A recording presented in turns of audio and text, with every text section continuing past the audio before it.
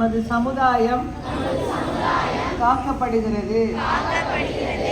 நானும் எனது சுற்றத்தினரும் திறந்த வழியில் மலம் கழிப்பதை தவிர்ப்போம் என்றும் சுற்றுப்புறத்தை தூய்மையாக வைத்திருப்போம் என்றும் சுகாதார கழிவறையை உபயோகிப்போம் என்றும் சாப்பிடும் முன் மற்றும் பின் கைகளை சுத்தமாக கழுவுவோம் என்றும் உறுதி கூறுகிறோம்.